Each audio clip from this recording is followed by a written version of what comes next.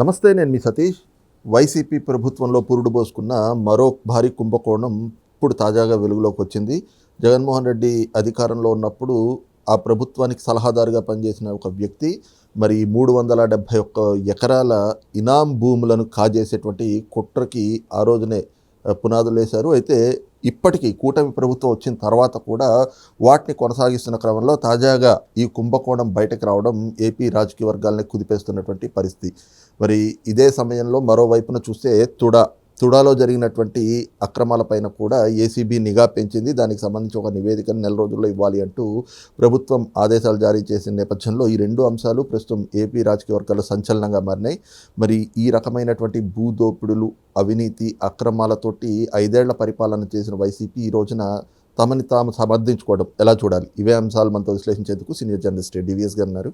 Sir నమస్తే. నమస్తే sir, 371 ఎకరాల ఇనాం భూములు, 2000 కోట్ల రూపాయలు విలువ చేసే భూములు కాజేసేందుకు మరి అప్పటి ప్రభుత్వంలో సలహాదారుగా పనిచేసిన వ్యక్తి ఆ రోజున బీజం వేశారు.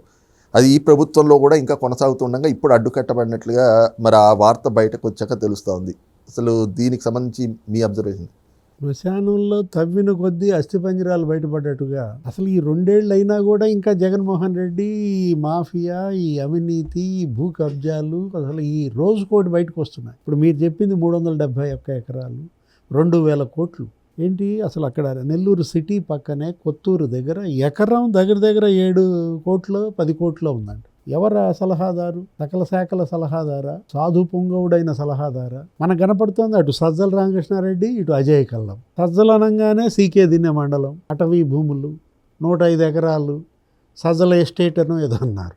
మొన్నాళ్ళు ఏదో వెళ్ళారు కొలతలకి, లోపలికి రానీలా. దగ్గర 60 ఎకరాలు ఏమో అందులో కబ్జా, రెవెన్యూ, లేకపోతే పోరంబోగు, అసలు అటవీ భూములు లెక్కదేలిన పరిస్థితి. అంటే ఇప్పుడు సజ్జల రామకృష్ణారెడ్డి అసలు ఏ విధంగా అతను ప్రారంభమైంది, అతనికి గాలి జనార్దన్ రెడ్డికి బంధం, జగన్మోహన్ రెడ్డికి బంధం, ఎలా జగన్ బినామీగా సజ్జల అప్పుడు రాజశేఖర రెడ్డి హయాంలో, లేకపోతే జగన్మోహన్ రెడ్డి హయాంలో, లేదు సాధు పుంగవుడ ఎవరైనా సీనియర్ ఐఏఎస్, ఆయన ప్రభుత్వ సలహాదారుగా అజయ్ కల్లం. అసలు శ్రీశైలం గుడే మింగాలని చూశాడన్నారు. సుబ్రహ్మణ్య స్వామి ట్రస్ట్ పేరుతో అక్కడ బ్రహ్మరాంబ మల్లికార్జున స్వామి దేవాలయం, ఏనుగుల చెరువు, దగ్గర 23 ఎకరాలు, వీబీ టెక్నోక్రాఫ్ట్స్. ఏదో ఒకదాన్ని తీసుకొచ్చి జగన్మోహన్ రెడ్డి ప్లాను, అసలు అన్ని ఆలయాలు అక్కడ కడుతున్నామంటూ మొత్తం అసలు స్వామివారి మొత్తం అక్కడ మింగాలని చూసిన విధానం. ఇందుకు నిన్న లేటెస్ట్గా వచ్చింది ఆయనదే సాధు పుంగవుడు. అక్కడెక్కడో భీమిలి నియోజకవర్గం, అన్నవరం అనే ఊళ్ళో పేదల పట్టాలంట. పట్టాలేమో పేదలకు ఇచ్చినట్టుగా బిల్డప్. అసలు ఈయనే అజయ్ కల్లం దగ్గర ఒక 8,000 స్క్వేర్ ఫీట్ 15 స్థలాలు కొన్నాడంట. వాళ్ళు అసలు డాక్యుమెంట్స్తో సహా పబ్లిష్ చేశారు. ఏదో మెయిన్ పేపర్ చూశాను, ఈనాడు దేంట్లోనో ఆయన ఫోటోతో సహా. అతను ఎవరో ఇంకొకడు రవీంద్రారెడ్డి అంట, అక్కడే. అతనైతే మరీ అన్యాయం. ఈయనన్నా ఇంకా 8,000 గజాలు అనుకుంటా, ఆయన అసలు 15,000 గజాలు. అంటే జవహర్ రెడ్డి అప్పట్లో నీకు అసలు భోగాపురం మొత్తం తుడిచిపెట్టాడు. అసలు ఆయన ఎవరు, మూర్తి యాదవ్ రోజుకో ప్రెస్ మీట్ పెట్టి డాక్యుమెంట్స్ వదిలేవాడు. అంటే జగన్ అడ్డం పెట్టుకుని ఏ విధంగా వీళ్ళు, ఈ బ్యూరోక్రాట్సా లేకపోతే రిటైర్డా, ఎలా అసలు ల్యాండ్ మాఫియాగా మారారు.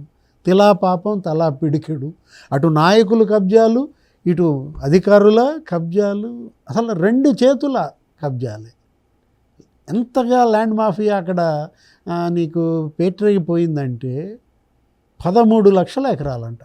ఆ 5 ఏళ్లలో మొత్తం అన్యాక్రాంతం. 22A పేరుతో కానీ లేకపోతే మొత్తం అంతా నిషేధిత జాబితాలో కూడా తుడిచిపెట్టారు. దాంట్లో SC ST అసైన్డ్ భూములే సగం, 6 లక్షల ఎకరాలు ఏమో కబ్జా. అది ల్యాండ్ మాఫియా.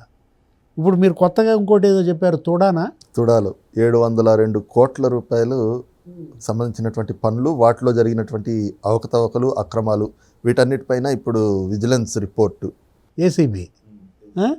అంటే ఇప్పుడు ఈ విజిలెన్స్ ఆధారంగా ఇప్పుడు ఏసీబీ ముమ్మరం చేస్తోందంటే 845 పనులు ఎంత వర్త్?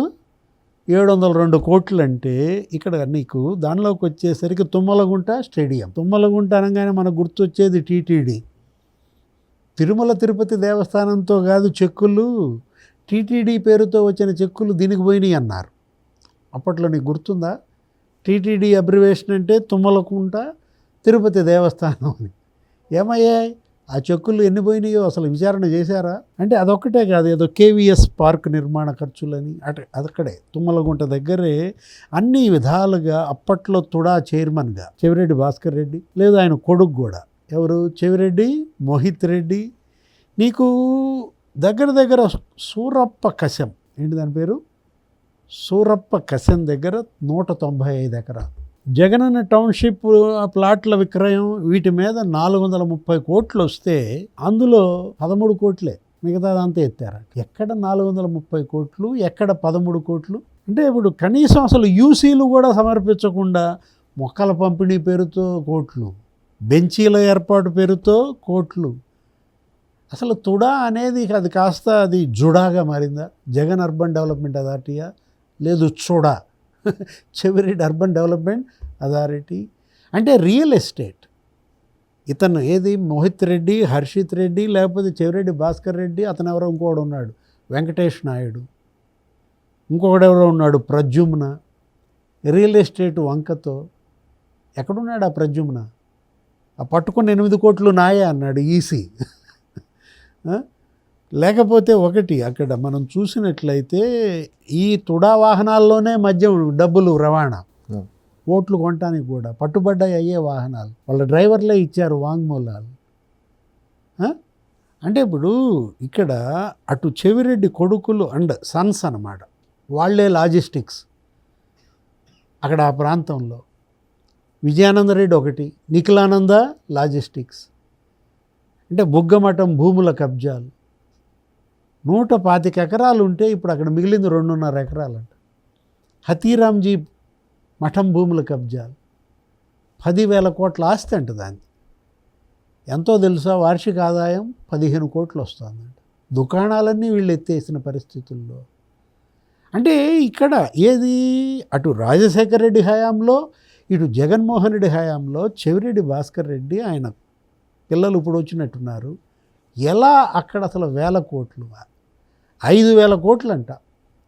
నేనేదో ఎక్కడో చదివాను, 5 ఏళ్లలో తుడిచిపెట్టిన సొమ్ము 5,000 కోట్లు అన్న దీంట్లో వీటన్నిటిపైన విచారణ జరపాలంటే ఇక నువ్వు శాఖలో జరిగిన అవినీతికి ఒక్కొక్క సిట్ వేస్తే కుదరదు. శాఖల వారీగా లెక్కదేలే పరిస్థితి లేదు. నాయకుడికో సిట్ వేయాలి, భూమన కరుణాకర్ రెడ్డికో సిట్ వేయాలి, సుబ్బారెడ్డికో సిట్ వేయాలి, పెద్దిరెడ్డికో సిట్టు, సదలకో సిట్టు, ఇట మనిషికో సిట్ వేస్తే తప్ప ఆ నాయకుడు చేసినటువంటి అవినీతి కుంభకోణాలు బయటికి రావు. Thank you. నమస్తే. Please subscribe to Leo News for more videos.